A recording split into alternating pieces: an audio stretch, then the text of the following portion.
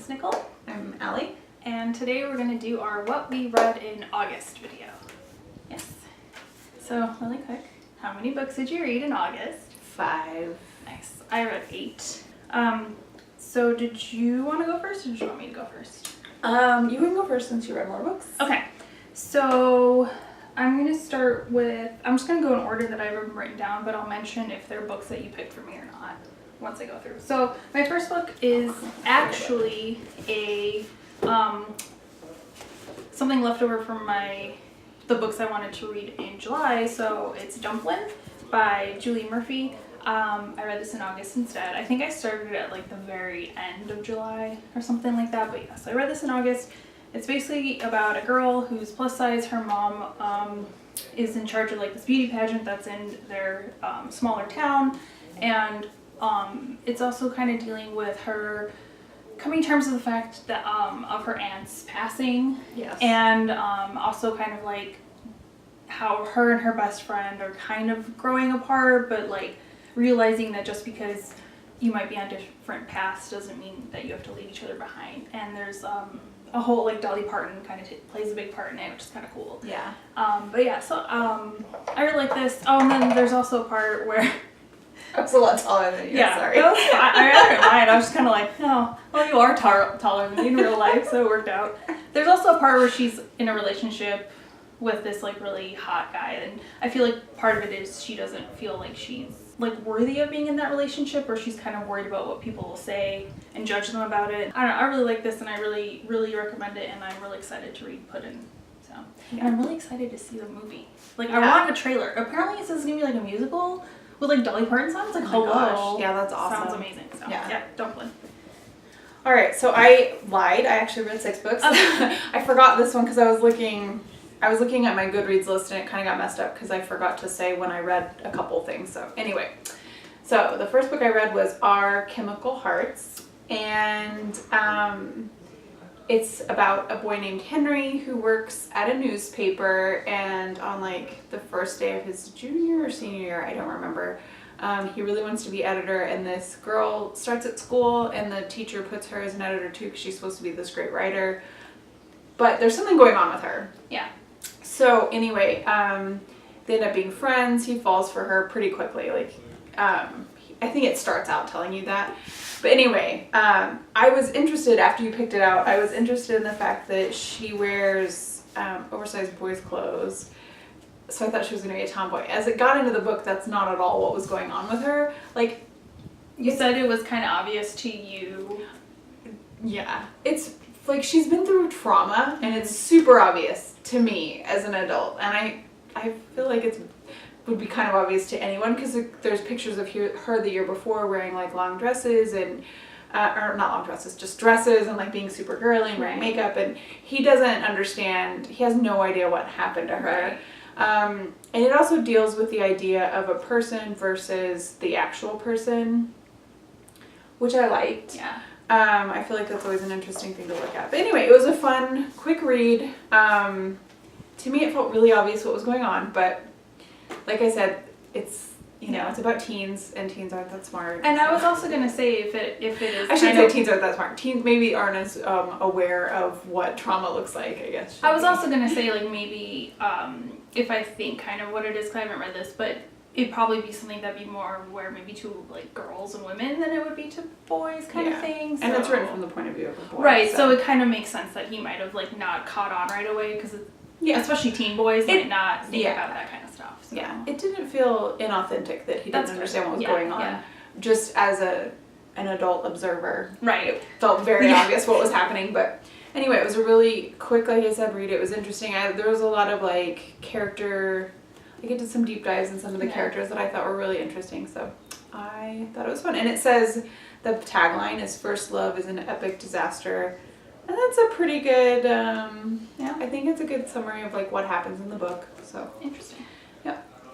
So my next book that I read was actually one that you picked for me, and so it was Carry On by Rainbow Rowell, and it's so funny because I like held off on reading this for the longest time because it's kind of a monster of a book, but as soon as I started reading it, like I got sucked in like right away. like immediately. Like I need a sequel like right now and everything. So this is basically the story. So Rainbow Rowell wrote a book called Fangirl, where the main character writes fiction based on a book that she likes, and that book is Carry On, basically. It's about these two main characters, Simon Snow and Baz, whatever. I almost said Baz Luhrmann. Nope. Yeah. That is a director. Baz something. And it's kind of supposed to be a play on like Harry Potter. And I feel like when she wrote Fangirl, it was more a play on Harry Potter, but like this was her taking the characters and kind of turning it into her own thing as well. And it's so It's a lot different. darker. Yeah, it's so much darker. It was really interesting. The whole like thing, the link between the chosen one and the ultimate evil or whatever was really cool. It's like not a Harry Voldemort thing at all. Just the whole thing was like amazing. I cried at the end of this. So we can add this to the list of books that Nicole's cried at in 2018. But I think it's also, for people who don't know the book, you don't have to read Fangirl at all to read this book. It's a complete standalone. It is. But yeah, it's really good. I highly recommend it. They're coming out with a sequel, and I can't wait. The end. Okay, so the rest of my books, I kind of was in a weird... Okay, one more book was an actual book, but I don't have it here. So everything else I read ended up being an ebook or an audiobook. I kind of was in a weird slump, and I started a lot of my other books that Nicole picked out, and I'm not done yet, so they will hopefully be coming next month. Same. Yeah.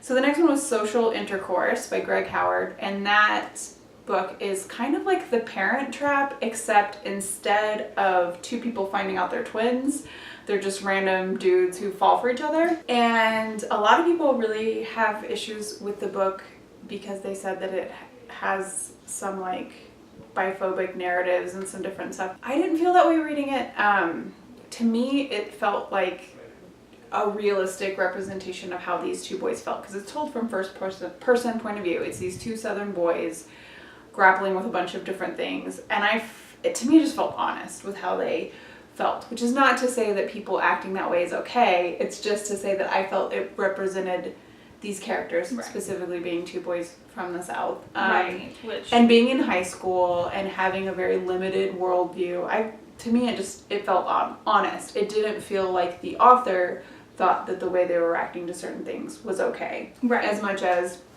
that was just how these characters felt. But I'm not saying that I think people who felt that way were wrong or anything. That was kind of my take on it. Yeah. And I think if anything, while I was reading that book, some of the things they were thinking and saying, I was just like, that's crazy. Like, you're being so close-minded about something, you know? So I feel like it can even like make you aware of things that you thought that were incorrect. Because I think at one point in my life, I would have been confused by some of the things that confused them as well. Right. I think it's worth giving it a shot, and I liked it a lot, so.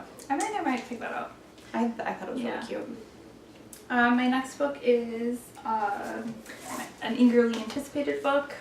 This is Contagion by Erin Bowman. I had this on pre-order. If you watched the Scribbler box unboxing, I kind of go into it more because it was included in the box because of attention, so you can go ahead and watch that video. But it's just very good. If you're looking for cool like sci-fi books to read upcoming in October for like, you know, kind of spooky stuff, I highly recommend this. And I have to thank Allie because she gave me the book plate, so now I have a whole book plate in my book, so thank you. You're welcome. Alright, so the next book I read was The Cruel Prince. Which I should have brought for you, but that's okay.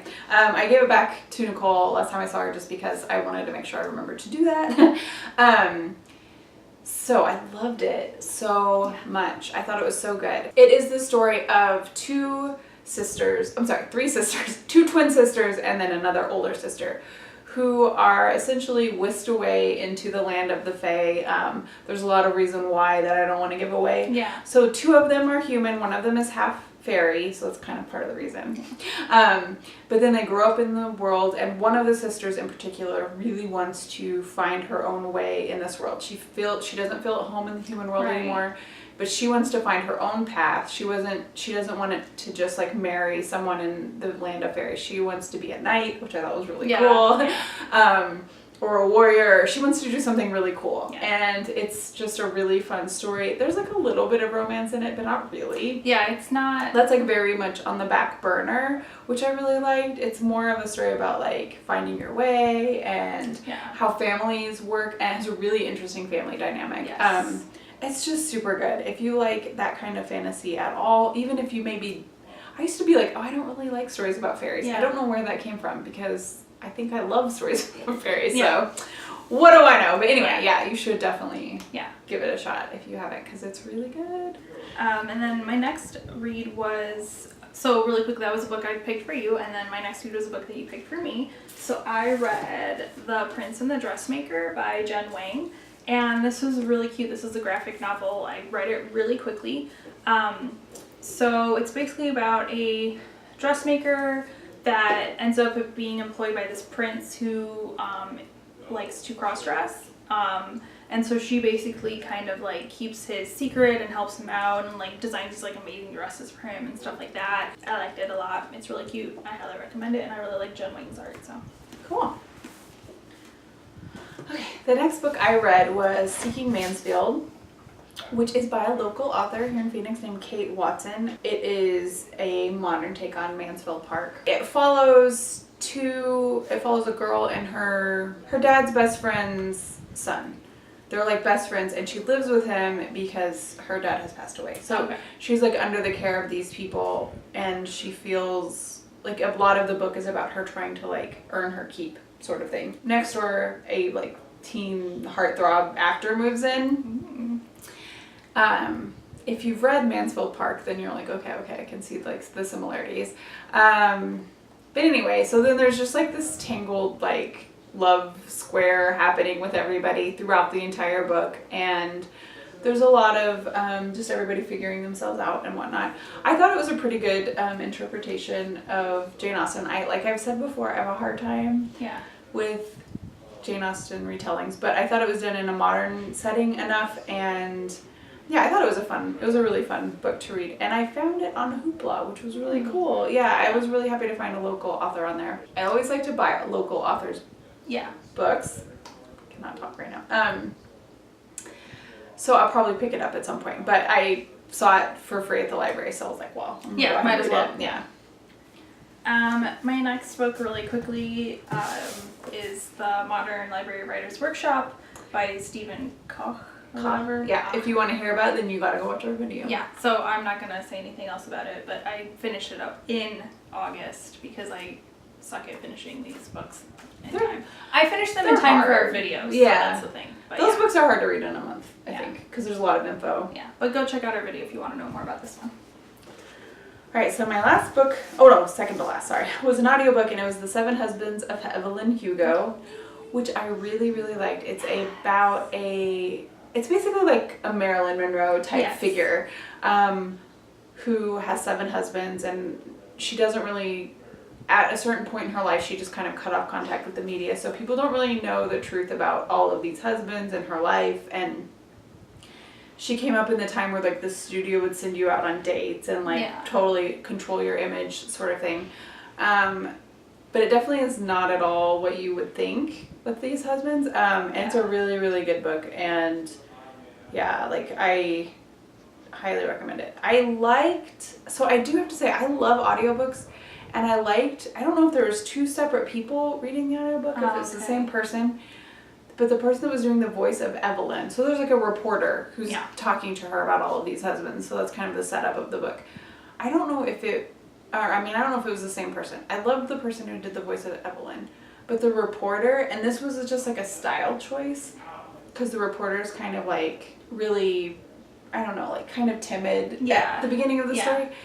But the cadence of her voice drove me nuts. So I don't think I would recommend the audiobook because of that. And it might not bother other people as much. In my day job, I'm a speech therapy assistant, so like weird voice patterns and stuff really stick out to me, and I had a really hard time with it. Like towards the end of the book, I was just like, oh, shut up.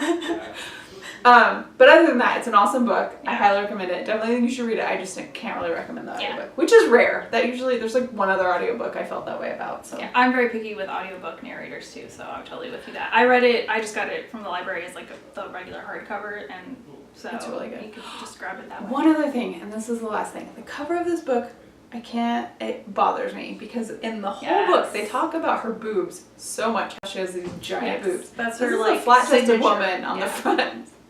So that's all I have to say about that. That's frustrating. Yeah. Like, why not? I don't, like, why you gotta put our modern day beauty standards on the cover of this book?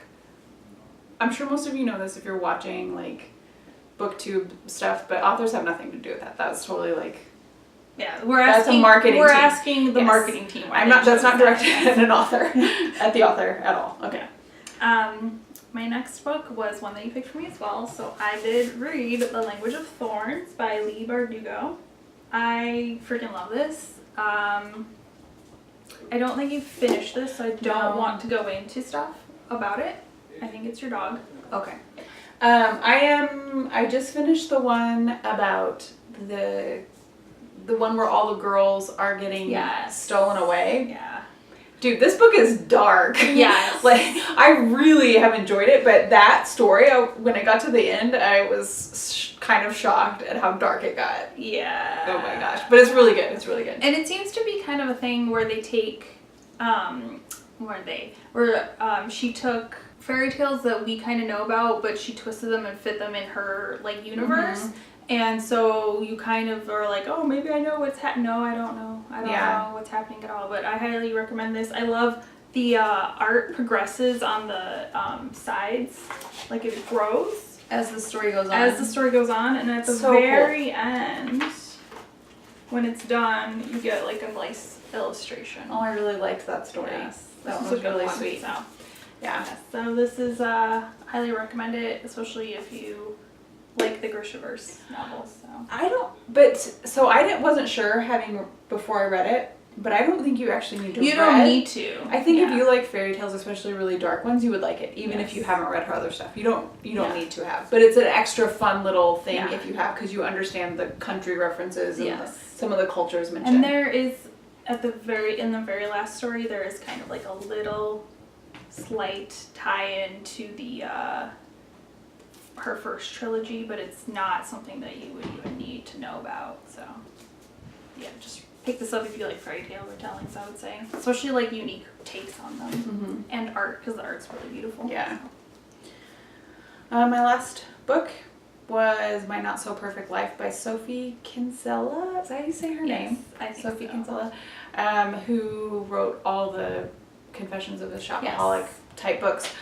This one's about a girl who works in branding in London, and she's making no money, lives in this like terrible apartment, but she'll like go so far as to take pictures of strangers' hot chocolate or food and post it on her Instagram, like, oh, look how amazing my life is.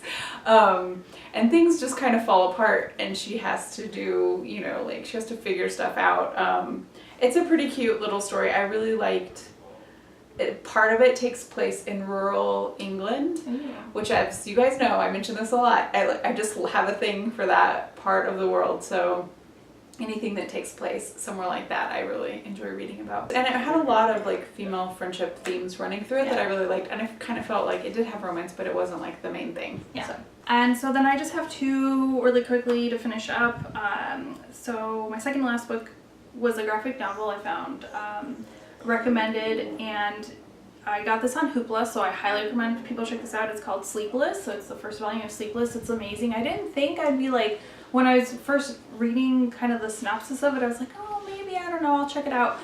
So Sleepless is basically about this, she's basically the illegitimate daughter, oh my gosh, I could not say that word, of the king, and her father's just passed away, and her uncle is being crowned king, and she has with her as her guardian a sleepless night, which is basically a night that takes a vow to never sleep, and it's some kind of like magic thing. So he stays awake all the time to protect her, and it's basically just kind of like there's this assassination attempt on her life, and they're kind of just trying to figure out what's going on, and she's trying to find her place in her uncle's court because she doesn't really like fit in anymore. It was really good. The way it ends on like this like amazing cliffhanger, and I'm like, I need volume 2 now, but I think volume 1 just came out. Oh. So it's gonna be a little bit of a wait, but I highly recommend this as a graphic novel if you like reading graphic novels, especially if you are looking for like more of like a fantasy. And my last book was When Dimple Met Rishi. It's really cute. It's basically about a girl named Dimple and a boy named Rishi, and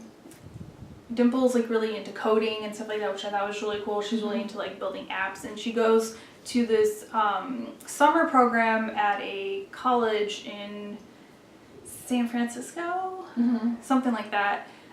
It's somewhere in like, it's somewhere in the like San Francisco, somewhere in the tech heavy part of the California. It's basically like a contest, like a boot camp / contest where you like build an app idea with a teammate, and at the end, one of the prizes, which she's really excited about, is that she would get to meet like this woman that she like idolizes that's like really big in the tech industry, and like I don't know, it's really cute. It's a really cute little like fun love story. Anyway, that's it. Hopefully this video isn't too long, because I know sometimes we get kind of caught up in like explaining stuff, but there you go. That's what we read in August, and if you're interested in seeing what we're going to read in September, you'll just have to go watch that video. Yep. So we'll see you next time. Bye. Bye.